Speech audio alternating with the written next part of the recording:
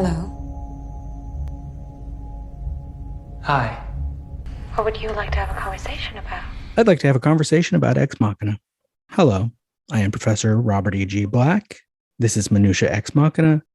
With me today is James Anderson from She's All That Minute. Welcome. Hey, thank you for having me. Now, I'd like to start by asking people when they first saw the movie. I saw this movie in preparation for this podcast. Okay. I think I'd mixed it with her. Like I'd put those two together. That's fair. It was fun to watch a movie knowing that I was going to, and I didn't see what happened in my minute until I was done. And so I was like, what little snippet of this am I going to be talking about? It was a fun way to do it. Nice. Yeah. We're still in the early minutes, so not much is happening yet, but I think we're to the conversation with Ava in like 2 minutes from now. Mm-hmm. Yeah, for sure. He signs the contract and then they're in. Yeah, it's a Spartan movie for sure. Like it's just like, let's get going. Still, we've had some interesting conversations just in the 8 previous episodes. I mean, it could be in a different language, and Oscar Isaac's body language and just charisma would be that's all you need. I don't even need him to talk English. It's whatever. Yeah. I already covered Annihilation, and just the idea that this is that same guy. I mean, he didn't have a big part there, but he was an important part. Is he in Annihilation? Crazy. Yeah, he's the husband. I don't know that I knew that. It was a pre-knowing who he was world when I saw that. So I only, Natalie Portman being in anything is sort of distracting, but but and then I'm gonna watch that again. Now, as we're recording this, just like this past week, we had the trailer for Moon Knight. Absolutely. Yep. And it's like he's a completely different person. Like there's that face, you recognize him, but it's a whole. He's amazing. Yeah, for sure, definitely. Donald Gleason is similar. Absolutely, he can get lost in the part. And Alicia Vikander, I haven't seen in a lot of things, but I like her. Mm-hmm. She was very good. And then Sonoya Mizuno is the only other major character we get. Yeah, she doesn't talk in this. Yeah, I really like this tour that he's giving him of this. What amounts to an Airbnb? Like it's. Barely. Like when like an Airbnb that you're just getting started and you don't know what amenities you should have. So you went with just water and you'll get better as it goes. Mm-hmm. I love when he's like little fridge and he opens the thing and you're like, that's the only one that opens, or that's the only one that opens. Yeah. What are the other cabinets?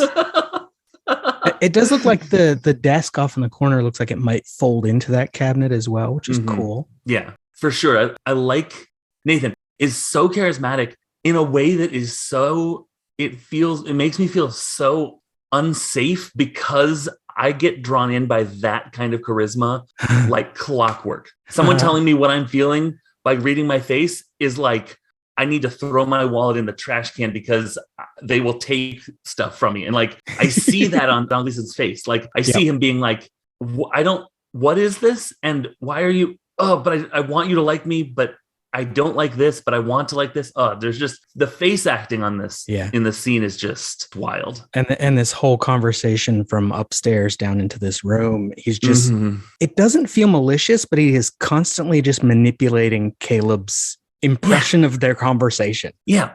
It extends beyond this minute, but this minute is part of that conversation. And that conversation is part of a whole motif of what is conversation and what is natural conversation. Yeah. And this ain't it. No, as I've said many times on the show so far, this is programming. Yeah. And it doesn't matter. Absolutely. I mean, Caleb later thinks for a moment he might be AI himself. And I'm like, it doesn't matter if he is because the results are the same. Nathan controls everything he does. Exactly. Social engineering is still engineering. I was at this point, actually, I think it was a minute or two ago, Nathan says something, and I was like, okay, they've said something, so someone's a robot. Like, Ava? No.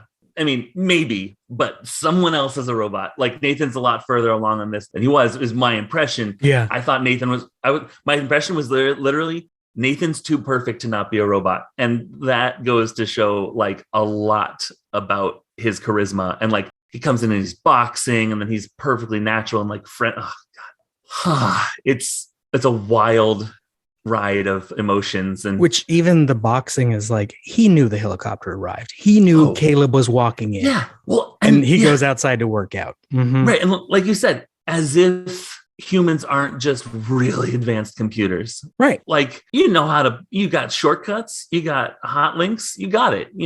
Dominance by boxing when the guy comes in. Yep. Yeah, that's fine. Well, yeah. And Caleb he knows who Caleb is from Right. all of profiles. He's an employee who entered this contest Yeah. at best, if not an actual robot. Right. And so he knows when he tells him, oh, I had a lot to drink last night, Caleb's not going to ask too many questions. Right. He's just like, oh, okay. Yeah. Because he's not used to that. That's not who he is. Yeah. And so for everything he's doing, even it's the end of this minute, but I have it repeating right now on my screen. And he just sat down on the bed. And I'm like, oh my God, this just got intimate. The no shoes. Yeah. He doesn't wear walking around shoes like barefoot. at all. Yeah. That I was like, oh, he is projecting intimacy. I'm comfortable here and you're not. I'm the lion here and you are a gazelle, I guess. Yeah. So like, yeah. And I don't know how much I was watching these minutes back to back to back. Yeah. These are the same scene. It's wild to me that minute 9 of these 3 movies is person having awkward interaction with other person who is like mildly aggressive to sort of ebullient and sort of pulling back. Like, it's wild. Like, in this scene, you see him in this like sparse room with the water and the guy sort of dancing all around him. He's stock still. He's doing some stuff with his face. It's wild to watch the scene play out with him. Oh, yeah. I have a tendency to note specific camera angles and movements and stuff. Mm-hmm. For this like entire scene, Donald Gleason is in the same spot. Yeah. Yep. The same shot, but we get 4 different eye lines because Nathan is moving around. Right. Caleb just kind of rotates with him. Right. It's so... Yeah. He's robotic, if not robot. Right. Exactly. And like, the 4 angles, they feel surveillance-y or closed circuity. Yeah. When it first starts, it's like over... It's such a weirdly not zoomed in angle when they come in that it's like, oh, this is like a camera view. Like it is a camera view, but like it's it's a security footage view, which is kind of, it's off-putting to watch that. Yeah. The scene of that. I complain about Alex Garland's directing sometimes with how he sets up cameras, but I think this scene is a great use of what he does with subtle changes. For sure. I've found that sometimes you get really, really cool stuff when a director is like, I have 2 people. Mm-hmm. I guess I'll play in some space a little bit and really, because if you don't have to be like, and then this person, this person, this person, I've never directed a single thing, but I imagine like, this is a weird thing that Saw is so interestingly set up, the first Saw movie, and it's just 2 people for the most part. Right. And so you get to be like, this could at the minimum be like a play where you just have the camera focused. We can do all sorts of stuff with putting the camera different places because it's just 2 people. You have 2 focal points and that's it. So you can get some cool stuff going. And yeah, I like that. For this movie, for that is really cool because it's like you don't have very many people at all. No. The only other note that I had was when Nathan says, you're thinking this, and Caleb's like, no, I was thinking this is really cool. Yeah. He is trying so hard to get back up out of the water while the shark is circling. I was thinking, this is really cool. Does that make you like me? Yeah. No, it doesn't. It doesn't. That's the tone. Yeah. So it's excellently performed by both of them for sure. Yeah. I like to go through the bits we have. Let's see. He's giving him the tour. He was by the bathroom door. He's like, there's a little desk, cupboards, little fridge, which you already commented on. And I'm pretty sure the water inside, and this isn't important, but I always obsess, is a brand called Belu, which is from the UK. Oh, cool. Which apparently they use all their money to help. The business trades with the aim of giving all of its profits to water aid. Oh, cool. Very cool. That's very good. Yeah. So they give water to people who don't have clean water. That's very good. And they had they started with glass bottles and switched to recyclable plastics and have redesigned their things a bit, but I think that's what's in there. There's also some weird stuff on the cabinet, which I wasn't sure about. Yeah. It looks like a fake pear. There's a napkin. It's like he's got his own little eating area, maybe. It feels like, I don't know. Like when a realtor stages a house. Yeah. But when you're trying to not make it look like you staged a house, you're like, I guess a napkin here. I don't know. Should I put one here? Let's just put an apple on that counter. It's fine. Well, it's very natural. The water being so responsible or whatever is cool for the company in real life. Yeah. As part of this movie, it has a little bit of a chilling, like, of course he has that water. Like, right, in an entire fridge of just that water. Right, yeah. Like, that's the water fridge. Exactly. That's the one and he has the most ethical one. So you can't even be like, oh, this company, whatever. Mhm. No, he's trying to remove all objections. Yeah. Even down to the water brand, which is kind of fun. I did note the fridge also glows blue. Just like blue light inside, which is the blue lights of the switches where you Absolutely. can go. Please access this water. I haven't figured out why they're blue and not green. My guess last time was because they use green screen for some of the stuff they use later. Interesting. Okay, But sure. otherwise, I don't know. I mean, my brain goes to blood, like red blood goes Maybe. in one way and blue goes to the other. There's also some red light, blue light therapy Oh, sure. thing, Sure. but I Opposite couldn't ends of the figure out much spectrum, about it. like visual Yeah. spectrum sort of stuff. I don't know. Yeah. Or maybe they just didn't want green in this building. Yeah. Just 'cause Blue lights are cheaper. now we're not in for nature. Sure. Yeah, exactly. Exactly. Yeah. Fire and water. Sort all this sort. Yeah. Oh man. Yeah. So yeah, he For sure. says cozy, right? And Caleb Telling says, him this is what great. To Right. think. He's inserting his answers. Yeah. And then he says, yeah, this is great. And Nathan says, what? Yeah. Oh, Caleb didn't complain. He's like, sorry. yeah. Yeah, there's something wrong. What's wrong? Yeah. There's nothing wrong. There's It's the windows. No, it's the low ceiling, dude. right. Well, right. I don't even care about the windows. I like this place. I didn't even notice that there weren't windows because they're lights Yeah. and they're lit so that it looks like they're just frosted. Mhm. So I wasn't even thinking about that. I was thinking there's nothing in this room. Like, Yeah, it's very empty. The TV's not that big. yeah. There's a picture on the wall, but it's not that big. Right. Exactly. Yeah. Nathan has such a lower center of gravity as he walks around. Yeah. It's an interesting sort of like, I'm connected to this place. Whereas Caleb's sort of up in his chest, which is kind of like easily pulled around and stuff. Yeah. It's so Yeah. cool. Caleb's taller and he's given this room with a low ceiling. Oof, yeah. Yeah. But no, nothing's wrong. No.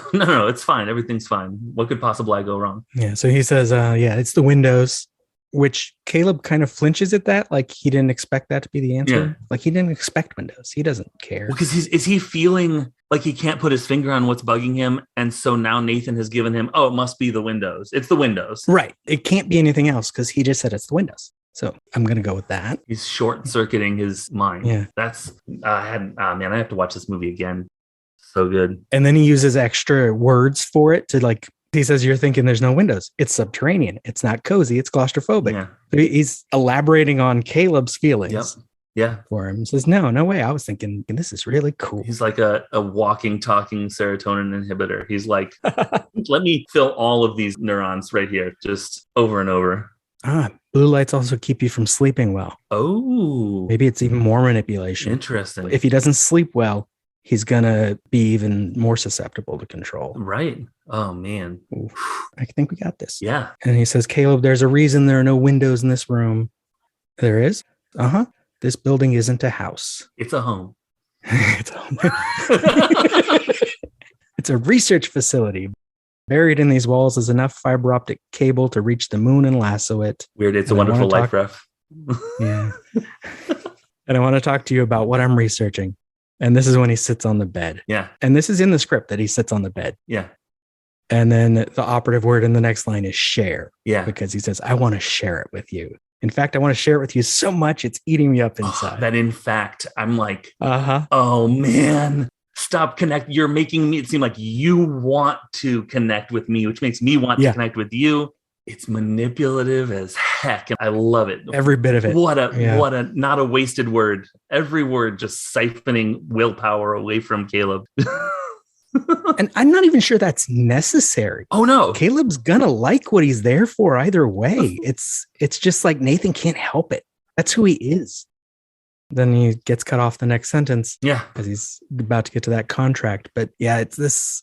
I mean, I did Annihilation. I have complaints about Alex Garland, Okay. Yeah. even though I love his stuff. Oh sure. But this writing of Nathan is brilliant because he is exactly you know what type of person he is. He's the devil. He can't help but control people. Yeah. He's Satan. This is a Faust thing too. I hadn't put that together. Yeah. We're below ground where I'm going to tell you what you want. I'm tempting you. Oh man, this movie. And up above was like the Garden of Right, Eden, and now we're underneath it. Yeah. Yeah. He has the like, I don't know what it is, but like no hair on top, huge fluffy beard. Uh-huh. Is very sort of devilish. I don't know why. Yeah, a goatee would have been a little on the nose. Sure, but exactly. This Just like a works because he's pitchfork. like this toxic man. Yeah. Ah. But I feel like he would think he's being nice. Sure, as all toxic men do. I hope there's a few who realize they're horrible, but right, yeah, right. Good point. Well, but I think he's doing both, because what's more refreshing and a breath of fresh air by someone who appears to be toxic and domineering, but then says stuff to put you at ease and sort of becomes intimate with you conversationally. You're like, oh, I was wrong about my initial impression of him. He's this thing instead. How refreshing. Yeah. And the doors open wide. Like, yeah, he was the alpha male out there working out, but no, he's nice. Yeah, he's just came in and welcomed me. He offered me a little fridge. Like, he already said we were going to have breakfast together. Yeah. Oh, but I can't. And that's so sad. Yeah. Oh man. This is also, so there's the Turing test, but this is also like scam artist, like internet scam artist stuff where it's like, Yep. You need to do this quickly. Oh, I'm so disappointed you didn't do this, all this stuff where it's like, you want to please this stranger. Well, yeah, he's got Caleb thinking he's a disappointment maybe because he didn't react how he wanted him to. Yeah, exactly. Ugh. This movie's futuristic and also a tale as old as time, as we like to say. It's just, man, yeah. But that is, I think, all the notes that I had on this minute. Okay. And we got other movies to talk about throughout the week. Absolutely. Until then, where can listeners find you if they want to hear you some more? The best place to find me is on Twitter at unabashedjames. I'll go on there and retweet shows that I'm on, and then also shows that I'm on, like shows that I do, and then shows that I'm a guest on. And so that's probably the best place to track me down. And your current show is She's All That. You also did Can't Hardly Wait. And Crossroads, the Britney Spears movie. And we started off with Newsies. You were in the Britney Spears episode of 2 Minutes About Time. Yes. Right? Yes. Where Luke didn't know who Britney Spears was. Luke didn't know who Britney Spears was. Oh, man. That's Classic. it. And that actually, we decided after Crossroads that we didn't want to keep making Twitter handles. So Aaron and I are not, it's JE_minute movies. And that's where each time we do a new movie, we just change the art, the profile picture and stuff. Nice. And then just keep going on that feed. I get that. I have stopped making groups on Facebook. I have one group. Yeah. I'll make a page because it's easy. Yeah. But this format requires more perpetuity than each season or show calls for. Yeah. So thank you for listening. Minutia Ex Machina is just one part of an existential trilogy of podcasts.